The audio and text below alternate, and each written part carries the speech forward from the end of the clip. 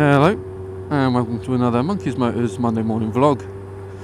It's a bit rainy today. It's kind of a weird, that misty kind of spray of dampness. It's not very pleasant, but I'm braving it in leathers because I'm pretending it's still summer. But yeah, hello. What's been happening this week?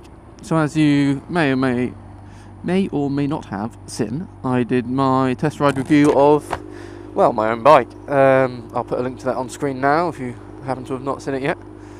So yeah, I come across quite negative in the video, but you know, don't get me wrong, I love this bike. I'm just pointing out all the little niggles that I will be looking for any future bikes to not have. So that's why it kind of comes across a bit negative, whereas in my other test rides I'm maybe just like gushing about how amazing the bike is. But yeah, it is purely, I'm just pointing out all the things that I'll be looking to improve upon on any future bike purchases. So I do love my bike, really. I do. Apart from that, not much has been going on. I kind of realised the other day, I kind of did that run through of my textiles that I had on. It was the first video of me wearing them that you'd seen, but I kind of forgot a couple of major components. First of all, obviously being my helmet, which I kind of wear every day. So my helmet is a Shoei GT Air. It's not the cheapest of helmets, but you know, I wear it every single time I'm on the bike, and to me, you know, motorcycle gear is equally important as the bike that you're riding on. You know, like when someone buys a car, they spend whatever, you know, 10 grand on a car, and when they ride that car, they get in that car, that's their experience. 100% of their experience of driving that car is them inside the car.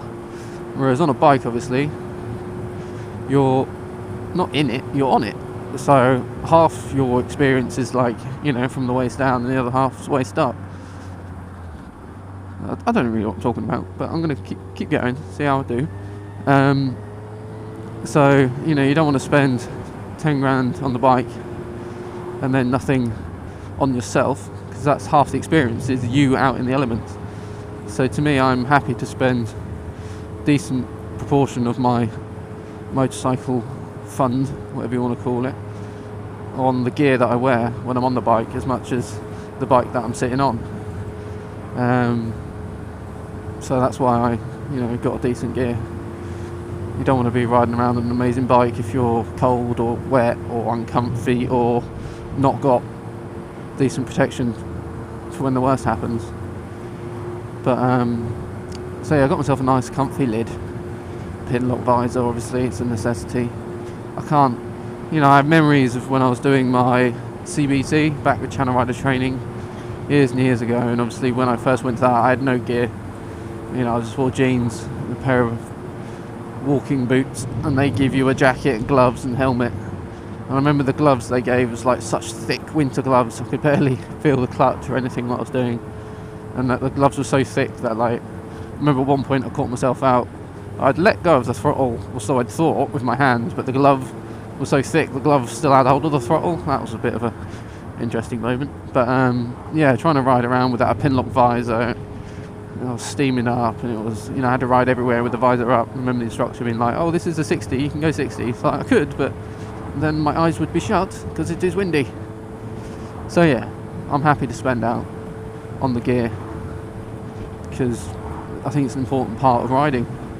I want to be protected, I want to be safe, I want to be comfy, I want to look good. So yeah, I've got my Shoei GT Air helmet. And yeah, my bag, it's a Knox K-Pack, I think that's what it's called. It's all in the description, and it will be now for all future videos. The bag's all right. It's not amazing, but you know, it's lasted me over a year now. It's a you know, it's a backpack. It's got a detachable bum bag on it, which I have detached and got around my waist. And my favourite thing about the bag is it at the bottom it's got a lighter pouch, and you pull out a big high-vis. You might be able to see in the wing mirror. It's like a big high-vis sack that you pull out, and it goes up over the bag and makes it pretty waterproof. And it is my only bit of high-vis on me, and I do like to be visible.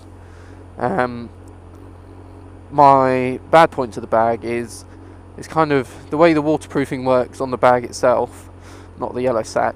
It's like the seals end up being right around where the zips are, and like every time I open and close the zips, these bits of seal get caught in it, and they're just all like shredded to bits. It's, you know, every time I open the bag, there's a bit of black fabric that's been ripped off.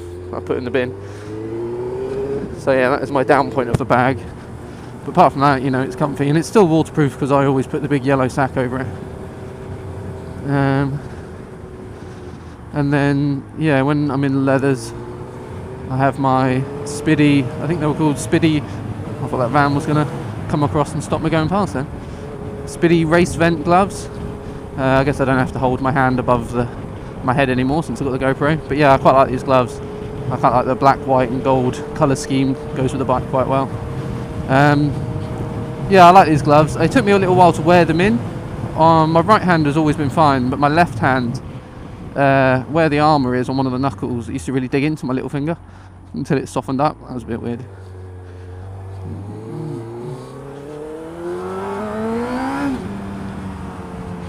Fuck off. That roundabout's great fun when there's no lights. Just do or die. But yeah, I think we'll have to call that it for today's Monday morning vlog as I am rapidly approaching work. But yeah, thanks for watching. Feel free to like, subscribe, follow on Facebook. I'm starting to put up a few more pictures on the old Facebook and Twitter nowadays. As you would have seen in my test ride video, yeah, I've taken out my tax disc because we don't need them anymore. It's all electronic and online, and I've replaced it with my light channel logo. I'm really liking that. I recommend anyone else do that if you're a motor vlogger out there. But yeah, thanks for watching, and I'll see you next time. Ta-da!